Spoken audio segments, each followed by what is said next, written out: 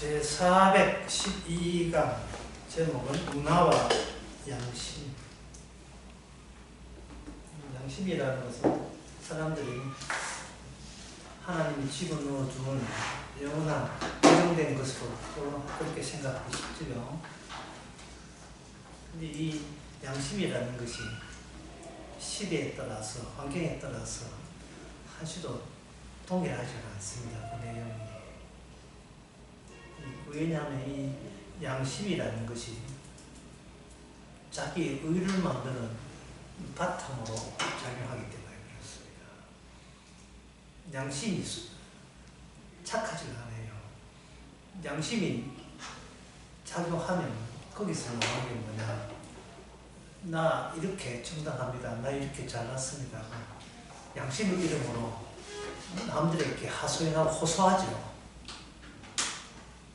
이렇게 되면 양심은 진짜 제 모습을 가리고 감추는 기능을 하게 됩니다. 양심 참 착해 보이잖아요. 선하고 순결해 보이잖아요.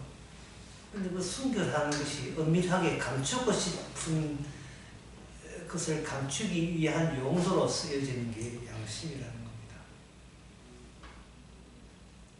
사람들이 말하기로 난 양심대로 했다. 양심대로 했겠죠.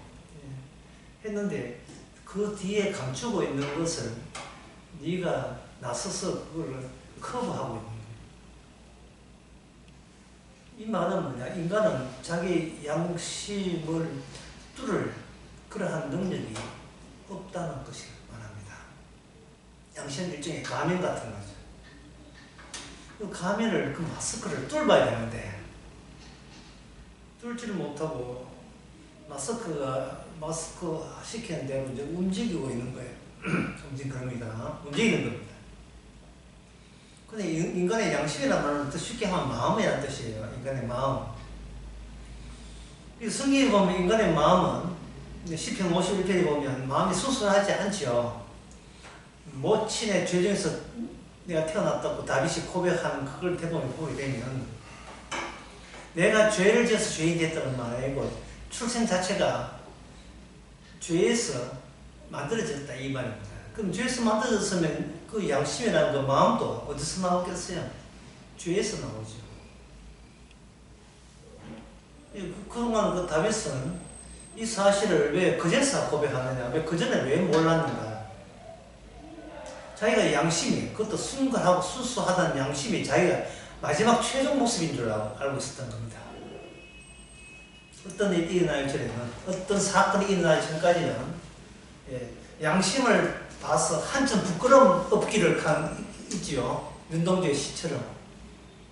양심상 나는 지금까지 남 앞에 요거들 짓은 안 했다 라고 양심을 최종 방패로 사용했던 겁니다. 어떤 사건이 일어나기 전에는. 그동안 인간들은 사람들 눈에만 안 들키면 자기 괜찮은 양심을 갖고 있다고 생각하는 겁니다. 그런데 하나님께서는 다윗을 사랑하셔가지고 그 양심의 이걸 최후의 보루, 최후의 스크린이라고 했던 그 막을 찢어버립니다. 원래 그 북에 막이 있어요. 소리가 나죠. 울림으로. 그래서 어떤 사람이 칼로 그 북을 쫙 찢어버리면, 드럼을 찢어버리면 소리가 안 나죠. 입이 열리라도 할 말이 없죠. 그 말은 뭐냐? 푹 바람만 나겠죠. 두드리면 찢어진 것이 더 찢어지겠죠. 10cm 찢어지다가 때려버리면 20cm 더 갈라지겠죠. 죄인이 무슨 말을 하려고? 성경에 이런 말씀 나온다는 것은 이미 자기가 최후의 보루에 있던 이 양심마저도 주님이 일으킨 사건에 의해서 쫙 찢어졌다는 겁니다.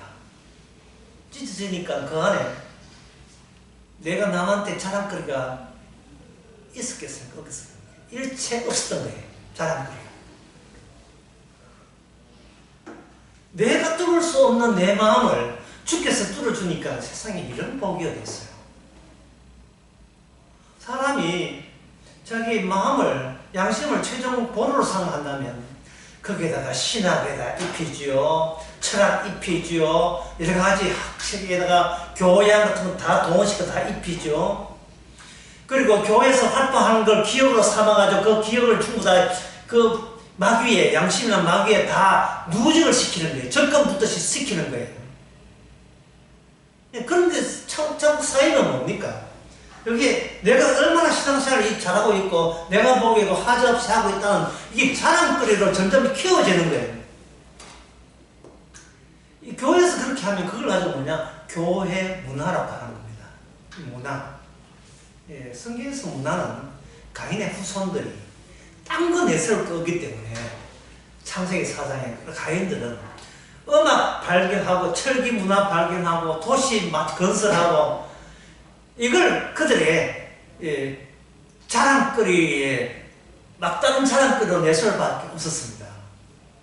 그런데 아벨의 후손들이 자랑거리 할 것도 없어요. 그냥 하나님의 뜻에 의해서 살해당하는 것. 자기 자랑하는 자들에 의해서 살해당하는 것. 아벨이 자랑거리는 뭐겠습니까? 하나님께서 내 모든 것을, 내 재물을 받았다는 내 죽음을 받아줬다는 것. 나는 죽지만 주께서 받으시는 죽음이게 해주셨다는 것.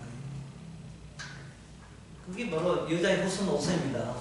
예수님, 그 아벨의 피와 스가랴의 피가 예수님의 피와 연결되어 있다는 거예요.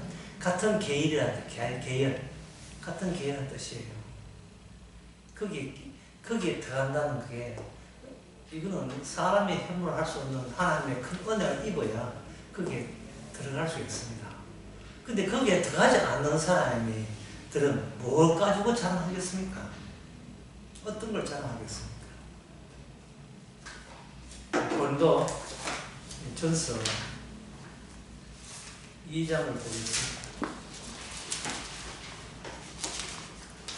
고린도서 2장을 보면서 사도 바울이 전에 예수님 만나기 전에 어떤 사람인 것을 감안해 주시기 바랍니다. 그 사람이 예수님을 만나기 전에 그게 바울이 아니고 사울이었던 시절에 그 사울이라는 사람이 자랑했던 것과 지금 고린도서 2장 2절에서 했던 그 이야기와 한번 이렇게 비교를 해보세요. 먼저 성령 받은 사도 바울이 입에서 나오는 고백을 먼저 고린도서 2장 2절에 나와 있죠. 내가 너희 중에서 예수 그리스도와 그의 십자가에 못 박히신 것 외에는 아무것도 알지 않기로 작정하였습니다. 여기 너희 속에 사도 바울 본도 포함되어 있을 거예요.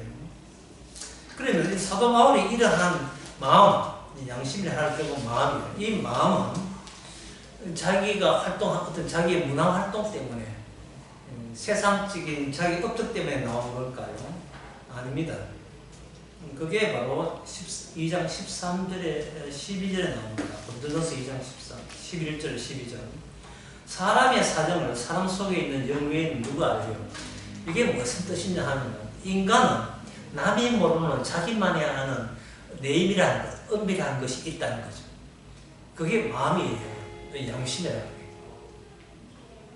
니들이 내 마음을 알아. 하잖아요. 그걸 다른 말을 보냐면 니들이 내가 얼마나 양심이 순수한 양심으로 행동하지 너희들이 감히 그 감을 잡을까? 모르지. 너희들은 몰라. 나만 알아. 이랬잖아요. 그 나만 아는 게 양심 또는 마음이다. 사람에게도 본인만 아는 은밀한 것이 있듯이 하나님에게도 사람에게도 들키지 않는 하나님만의 은밀한 것이 있는데 그것을 가지고 사도 바울은 11절 12절에서 그것을 성령이라고 이야기합니다. 성령. 그러면 그 고린도전서 2장에서 내가 너희 중에서 예수 그리스도와 그의 십자가 못 박힌 그 외에는 아무것도 알지 않기로 작정했다는 이 말은 이거는 사도가 전에 예수님 만나기 전에 알았던 마음이겠어요? 아니면 성령이라는 새로운 요소가 들어왔기 때문에 발생된 변화입니까? 발생된 변화겠죠. 그런데 이 마음은 누구 마음이냐? 성령이니까 성령은 예수님의 깊숙한 예수님의 속마음이죠. 속마음이 왔기 때문에 나오는 고백은 뭐다? 나는 너희들이 예수님과 십자가, 그분이 십자가 죽은 것 외에는 인셉트, 에어는 일체 알지 않기를 원하노라.